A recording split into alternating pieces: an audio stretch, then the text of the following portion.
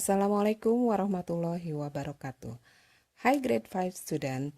Now we start computer lesson for November 16, 2020.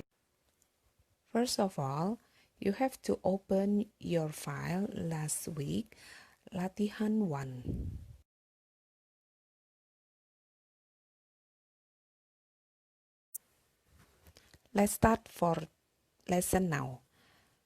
Okay, look at my screen and then follow the instruction.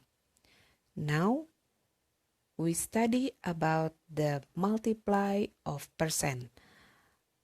You see at screen there is equal E4 multiply 5%, and then you have to enter.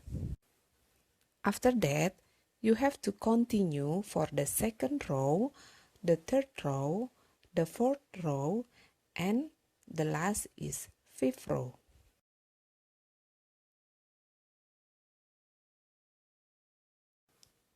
The next step is we have to put the border of our table.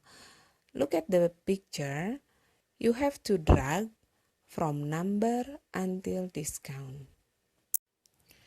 And then you have to click on the border icon and then choose all border.